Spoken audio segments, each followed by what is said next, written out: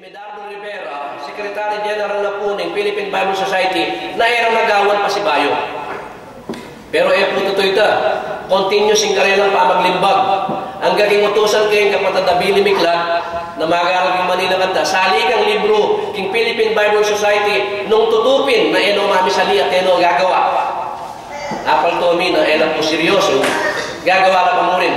May kapalwala pong mahigit 40 milyon pirasong libro, bangkalita, ikalat na mabilog ang Pilipinas. At ita po, ikakatang may problema. So, kami po yung national, kanya po kailangan kami po, produce Milareto, hanggang po kitang Miras yung Korte. Pero, yung burida po rin kaya may manungkulan, mamila pong damage. Bangkalita rin sentro tamo pong lati-lati, pagawatala. Pero po, mamesos na mo bawat libro yung karelang damage. That is 40 million. At in condition ni pa po, kailangan ipalwalda kayong karetang national newspaper na ila manyan ng apology kaya katang espiritista, bangkanita, pawalayang visa. Katatawanan po, ikonsultami king espiritu, ring ega na ganang kaidwa na rin ela po, may panusigan.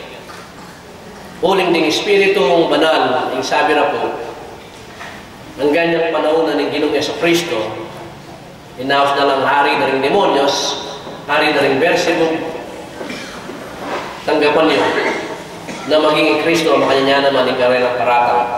Ela po, may palyari na kaya kaming kaiduanan. Dito po kaya kaming kaiduanan, normal bilang tao. Pero po tangat yun ay kitang antas na ng kabanalan, po may pasar ka rin banal na espiritu, kitang kaya kaming kaiduanan. Yung gagawa tanan mo pong ini, ikatamo pong tagapamahala, timorin kaya katang mamuntukan, pakikuanan tamo pong explica kaya ka rin kaya katang membro, yung makanini pong paralan. Okay. So,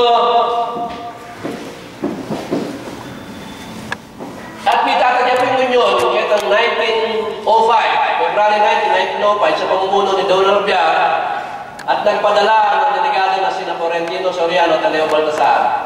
Noong Enero 21, 1909, ang grupo ni Agustin de la Rosa ay sumumpa at nagkasundo na pumirma ng isang artikulo ng korporasyon na tinatawag na Eskritura Sosyal na nilatapikahan ng isang notaryo publiko sa harap ni Don Luciano de la Rosa. Kaugnay sa pagparehistro sa unyo sa kagawaran ng komersyo. Uling, po pwede na inventong organisasyon, po magrehistro king gobyerno. Bangkalita ang gobyerno, lawede po nung tingkakatang sa alikang batas, makaayon na po. Yung batas na ng Pilipinas, ang tinurin po kitang panugaling Pilipino, nung miyabye po itang kaukulang tuntunan kareng tao. So, ang gobyerno sa satanay po ito. Anyapin, kanita po Bureau of Commerce po ang ang registration po Kenyang Security and Exchange Commission. So, 1909, may registruya po ang gobyerno. Na hanggang ngayon, kilalanan na po ng gobyerno. Every 50 years po, ang kakatang pamag-renew. Okay. Tarla ay batang po ng South, North, ilapit tayo po kay Katamo. Kaya di kay Katamo, Tarlac at Pampanga. Siguro bala tayo na yung founder Tam Keti. Po? So, may lipat siya po kay Probinsyang Tarlac, yung katawa na po Calixto Miranda. May bay siya po kitang 1895 king Barangay Baluto, Concepcion Tarlac, na yung sentro po yabi ng Bayong Jerusalem. Nag-aaral sa Concepcion Elementary School at nagpuntang Maynila kung saan siya ay isang working student. May itong yan pong working student. Nagtrabaho sa Atlantic Gulf and Pacific, nakakuha ng titulong Mechanical Plant Engineer. So kaya malatiyan mo po'y Calixto Miranda, may-ari po Mechanical Engineer. Calixto Miranda bilang working student. Okay. Paano natawag sa pag-aaral si Miranda? Dumating ang panahon na magkasakit si Calixto at hindi malaman ng doktor ang sakit niya. mayroong kakilalang membro ng Iglesia ni Cristo at sinabing subukang lumapit sa mga espiritista at nakikipag-usap sa mga demonyo. Tutuyan niya pa po Calixto Miranda. Teka, lumapit ka rin espiritista. Baka hindi ang sakit kayong espiritu. Okay.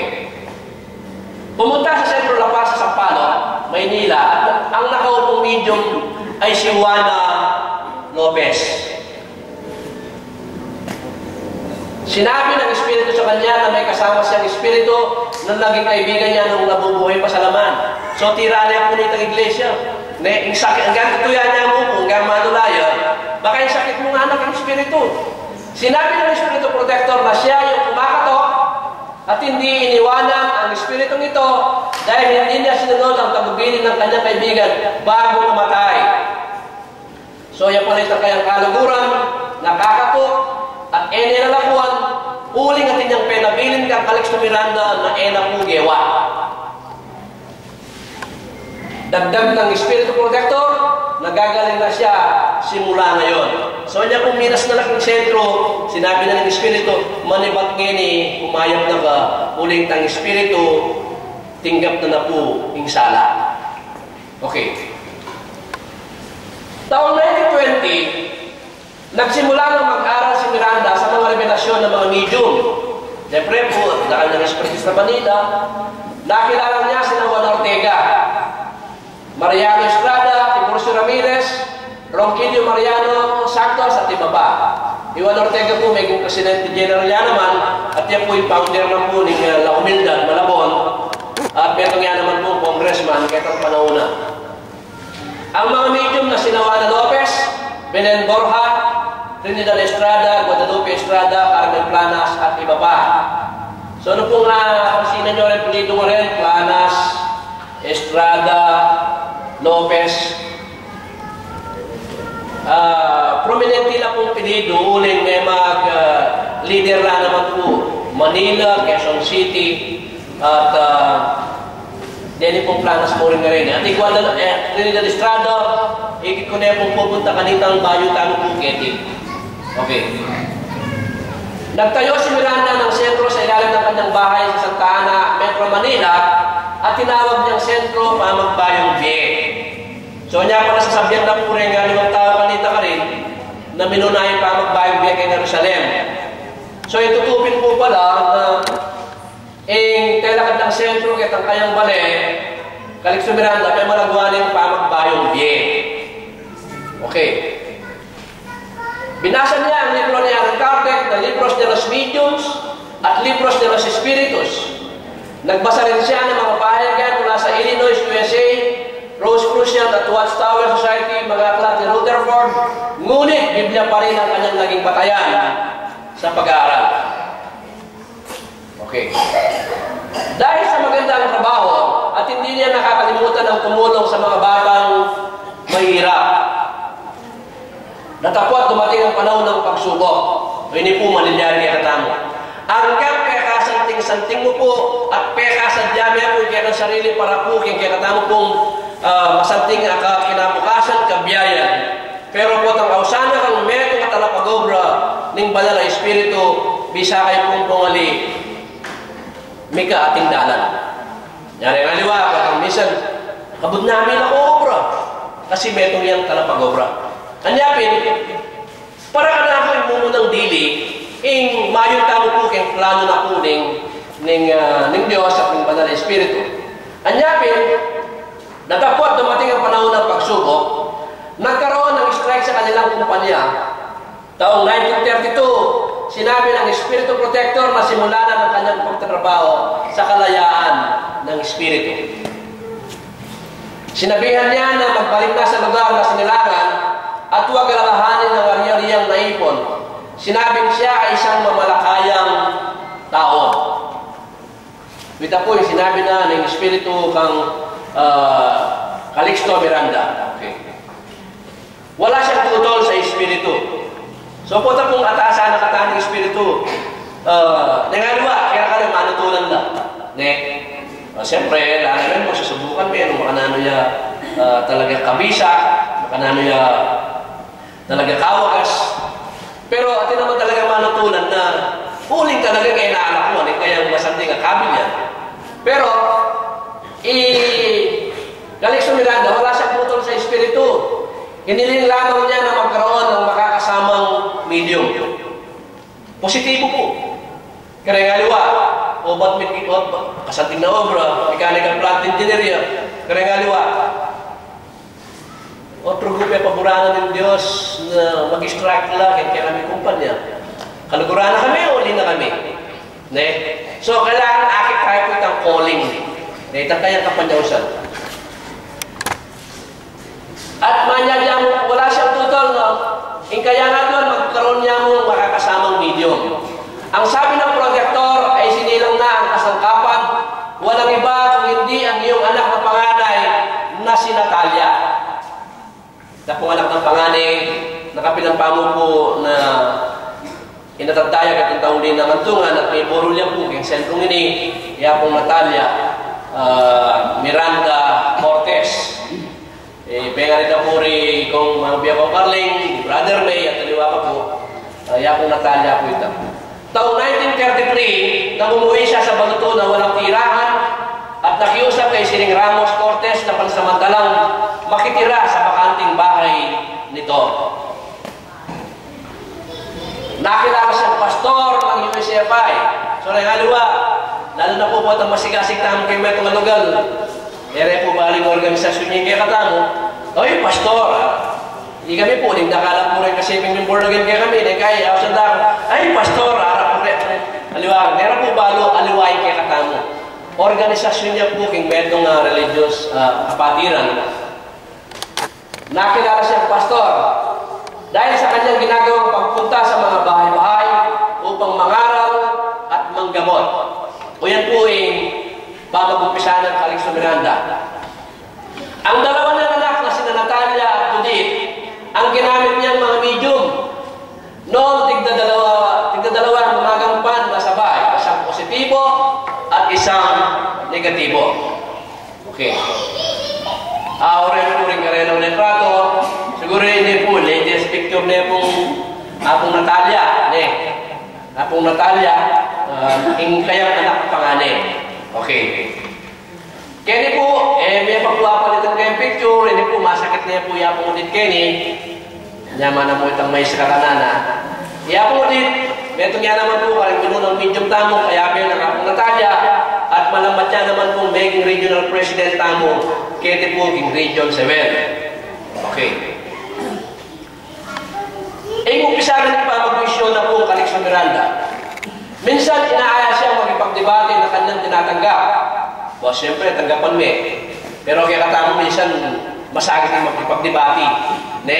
Kasi maliban nung minsan kitang kayalata ng practice ng Bible, tala pa niyan minsan na ano lang po rin layo ng prinsipyo na po ng Espiritismo. So talagang itong medyo alanganin, masakit po. Pero yung Calixto Miranda, no po payan yan din. Palaging maamo ang kanyang mga debate at hindi nakakalimutan ng pagpipigil sa sarili. Ito po yung importante na maging kasangkapan ng Calixto Miranda.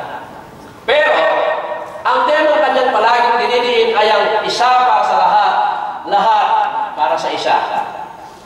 O na pong explicar niya pong Calixto Miranda ang kakatamang pong moto, ang metong karikatang doktrina, metong para kong sabla at sabla para kong metong turan mo naman po rin ang miyailuan ng aspeto ng kabanalan at karin po mawawala na po rin aliwang sekta. Okay. Mga pinatayong sentro ni Miranda sa sentro Santa Cruz, San Bartolome, Hebreos, Kingapunan, Kanaan, San Martin, Sentro Nazareth na naging Sentro Jerusalem sa kabilang daang Baluto, Sentro Pamagbayong Pie, Magaw, at Sentro Bethlehem, Santa Monica, Concepcion, Tarlac. Okay. Ang mga pamilyang sumunod kay Miranda ay sina Bonifacio Franco, Pedro Moto, Antonio de Leon, Apolinario de Leon, Potenciana Angeles, Aurelio Sigua, Salvina Bacani, Adora Kaya. Ang debate, nagkaroon ng malaking debate na dinaluhan ng mga iba't ibang ibang sekta, gaya ng Iglesia ni Cristo, Protestante at Union Espiritista, lahat ay inaatake ang Espiritismo, na ito ay nakikipag-usap sa mga espiritong marumi, patay at magkukulam. Sinabi lamang ni Calixto Miranda ang katuruan ng lema ng Union. So, noong kung naintindihan ng Rene, yung masakit, idepensa nung naintindihan. Bago nyo po, encounter ko na naman ini. Kete po kaya katamo kasi talagang ding Pilipino, katamo po Kapampangan, talagang mahilig tamo po talagang karas po, karang kapaniwalang makanyan. Kanya, gusto pong ingmet, ang bayo ya, agresibo ya.